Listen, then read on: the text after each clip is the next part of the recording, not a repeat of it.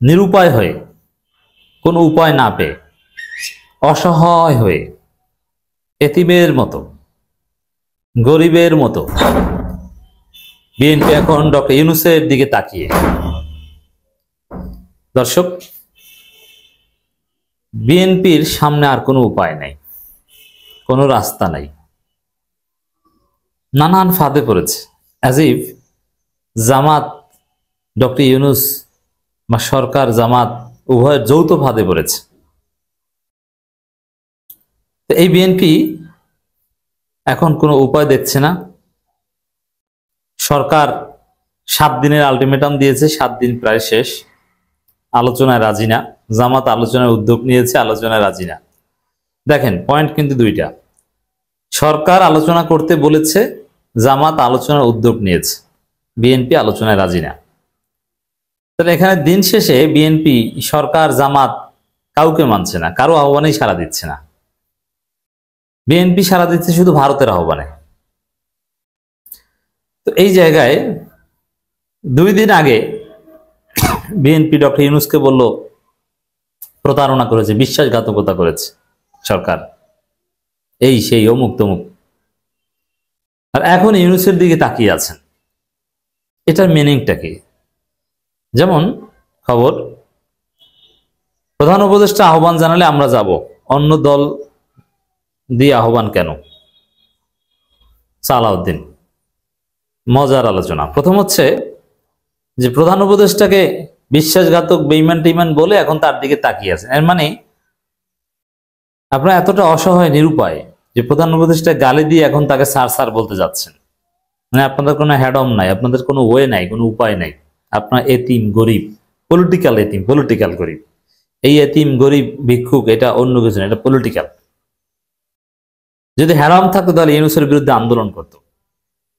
স্থায়ী কমিটির মিটিং এ সিদ্ধান্ত হয়েছে যে না, সরকারের বিরুদ্ধে কিছু বলা যাবে না, এবং সব নেতাকর্মীদের ফোন করে বলে দিয়েছে যে সরকারের বিরুদ্ধে কোনো বক্তব্য দিবে না, জামাতের বিরুদ্ধে দেবা, কিন্তু সরকারের বিরুদ্ধে না। অথচ 2 দিন আগে সরকারকে গালি দিল। আচ্ছা, সরকার প্রতারক, তাহলে সেই সরকারের আহ্বানে আপনারা যাবেন, এটা কেন বলছেন? আর সরকারের সাথে তো এতদিন বসেছেন, কোনো কাজ হয়নি। সরকারই তো বলেছে নিজে নিজে আলোচনা করতে, তারপরে না জামাত উদ্যোগ নিয়েছে। আবার দেখেন মজার হিসাব কি বলছে, অন্য দল দিয়ে আহ্বান কেন? এর মানে জামাত যে আহ্বান করেছে, ডাক্তার সৈয়দ আব্দুল্লাহ মোহাম্মদ তাহের, মির্জা ফখরুল ইসলাম আলমগীরকে ফোন দিয়েছে যে ভাই আসেন আলোচনায় বসি, ওইটাকে বিএনপি বলছে যে সরকার বা ইউনূস জামাতের মাধ্যমে আহ্বান করিয়েছে।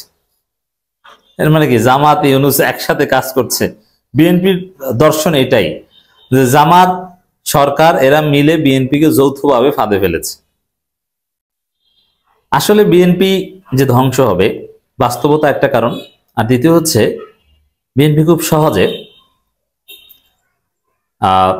কুধারণা করে। এই কুধারণার কারণে তারা আরো সহজে ধ্বংস হবে। এই কুধারণা হচ্ছে, যেমন যারা তাদের শত্রু না তাদেরকে শত্রু ভাবে, যেটা তাদের জন্য বিপদ না সেটাকে বিপদ ভাবে। এতে তো আরো সহজে ধ্বংসের দিকে যাবে। দর্শক, প্রধান উপদেষ্টা আহ্বান জানালে আলোচনায় বসতে বিএনপি রাজি আছে বলে জানিয়েছেন দলটির স্থায়ী কমিটির সদস্য সালাউদ্দিন আহমেদ।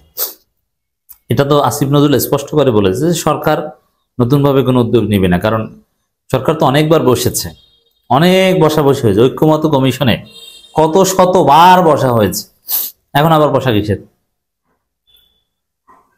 সরকারকে উদ্দেশ্য করে তিনি বলেন, আমরা মনে করছিলাম জাতীয় ঐক্যমত্য কমিশন রেফারির ভূমিকা পালন করবে। হ্যাঁ, রেফারির ভূমিকাই পালন করছে। আপনারা যেটা আপনাদের শত্রু না সেটাকে শত্রু বলে আপনারা বেকায়দায় পড়ছেন, দেখছেন না? 2 দিন আগে ইউনূসকে গালি দিয়ে এখন আবার ইউনূসকে আব্বা আব্বা ডাকছেন। এটাই হচ্ছে আপনাদের রাজনীতি ধ্বংসের আলামত। অন্তর্বর্তী সরকার অত্যন্ত নিরপেক্ষভাবে তার দায়িত্ব পালন করবে, তত্ত্বাবধায়ক সরকারের ভূমিকা পালন করবেন। অথচ এখন আপনার রেফারি হয়ে হাত দিয়ে একটা গোল দিয়ে দিয়েছেন। নিজেদের মন মতো না হলেই যে কাউকে গালাগালি, এটা হচ্ছে বিএনপি রাজনীতি। এখন বলছেন রাজনৈতিক দলগুলোর সিদ্ধান্ত নিতে হবে 7 দিনের মধ্যে, না হলে আমরা সিদ্ধান্ত নেব। হ্যাঁ, তাহলে রাজনৈতিক দলগুলো বসে একটু চেষ্টা করতেন আপনারা, সে চেষ্টাও আপনি করবেন না। আবার সরকারকে খোঁচা দিয়েও কথা বলবেন, আবার সরকারের দিকে তাকিয়েও থাকবেন। মানে আপনি কি করছেন আপনার নিজেরাই জানেন না। একটা দল ধ্বংসের আগে এভাবে আনস্মার্ট পলিটিক্স করছে, এবং এটা অনিবার্য। যেমন হাসিনার মতো স্মার্ট লিডার, হাসিনার মতো ধান্দাবাজ বাটপার বিশ্ববিখ্যাত লিডার ধ্বংসের আগে, পতনের আগে কত হালকা সিদ্ধান্ত নিয়েছে। এই যে রাজাকারের নাতিপুতি বলা, ওইটা না বললে কি এই বিস্ফোরণ হতো? মানে ওর পতন আসছে, এখন তো উল্টাপাল্টা কথা বলতেই হবে। সরকারকে নিরপেক্ষতার সঙ্গে একটি সুষ্ঠু সুন্দর নির্বাচন অনুষ্ঠানের জন্য যাবতীয় কর্মকাণ্ড করার আহ্বান জানিয়ে সালাউদ্দিন আহমেদ বলেন। দেখেন, এখনো কিন্তু ওই নিরপেক্ষতার সাথে জুলাই সনদ বাস্তবায়ন করেন, গণভোটের বিষয়ে সিদ্ধান্ত দেন, তা বলেন। এর মানে জুলাই সনদ, গণভোট, ওগুলো মূলত বিএনপি অস্বীকার করে। ভারত বিএনপিকে অ্যাসাইনমেন্ট দিয়েছে, তোমরা ওগুলো ভুলিয়ে দাও। এটাই হচ্ছে বিএনপি রাজনীতি। এই জন্য ওগুলো বলে না, তারা নির্বাচন, জুলাই সনদ গণভোট ছাড়া বাংলাদেশে তো সুষ্ঠু নির্বাচন সম্ভব নয়, ওটা কন্ডিশন। বিচার সংস্কার ছাড়া কোনো নির্বাচন হবে না। আর যদি মনে করেন যে আরেকটি রাজনৈতিক দল দিয়ে আমাদের আহ্বান জানাবেন আলোচনার জন্য, তারা কারা দেখছেন? কি কুধারণা! জামাতকে দিয়ে কোনো আহ্বান জানায়নি। জামাত বাংলাদেশের সর্ববৃহৎ দল হিসাবে, দায়িত্বশীল রাজনৈতিক দল হিসাবে, সম্ভাব্য ক্ষমতা প্রত্যাশী দল হিসাবে, তারা জাতির প্রতি যে তাদের একটা কমিটমেন্ট আছে, বৃহৎ দল হিসাবে এই দায়িত্ব পালন করছে জাস্ট। কিন্তু এই কুধারণা কেন করেন যে সরকার জামাতের মাধ্যমে আহ্বান জানিয়েছে? এই কুধারণা করতে করতেই তো আপনি মরবেন। তারা কারা? অন্তর্বর্তী সরকার প্রধান উপদেষ্টা যদি আমাদেরকে আহ্বান জানান কোনো বিষয় আলোচনা করার জন্য, আমরা সবসময় আলোচনায় আগ্রহী, যাব। কিন্তু অন্য একটি রাজনৈতিক দল দিয়ে আমাদের আহ্বান জানানো হচ্ছে কেন? এই যে আবার অন্য একটি দল দিয়ে আহ্বান জানানো হচ্ছে, আপনি এই কথা আপনি বলছেন কিসের ভিত্তিতে? অন্য একটি দল তো গণতান্ত্রিক, এই জন্য আপনাকে আহ্বান জানিয়েছে। তারা ডায়লগে বিশ্বাস করে, তারা পিসফুল রেজলিউশনে বিশ্বাস করে। তা আপনিও যদি গণতান্ত্রিক হতেন, শান্তিপূর্ণ সমাধানে বিশ্বাস করতেন, তাহলে আপনিও অন্য একটা দলের আহ্বানে সাড়া দিতেন, অথবা আপনি নিজেও একটা উদ্যোগ নিতেন যে আসেন বসি, ফলাফল আসুক বা না আসুক, বসে চা খাই, কথা বলি, তাতে তোর দোষ নাই। কিন্তু আপনি গণতান্ত্রিক না, আপনি ভারতের অ্যাসাইনমেন্ট বাস্তবায়ন করছেন, এই জন্য আপনি উল্টা লাইনে কথা বলছেন। গণতন্ত্রের স্বাভাবিক যে প্র্যাকটিস, যে ডায়ালগ, আপনি সেগুলোতে বিশ্বাস করতে পারছেন না।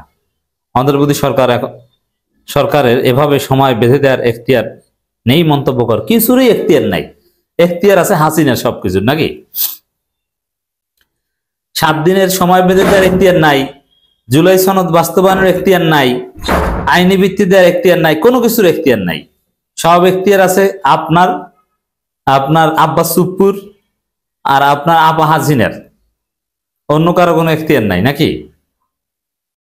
এই যে এখতিয়ার নাই, এগুলো আপনাদের আরেকবার আপনাদের ধ্বংসের কারণ। গণঅভ্যুত্থানের ফলে সরকারের এখতিয়ার নাই বলছেন, যারা সংস্কারের দায়িত্ব নিয়েছে তাদের এখতিয়ার নাই। হাসিনাকে ডেকে আনেন, এখতিয়ার শিখাবে আপনাকে।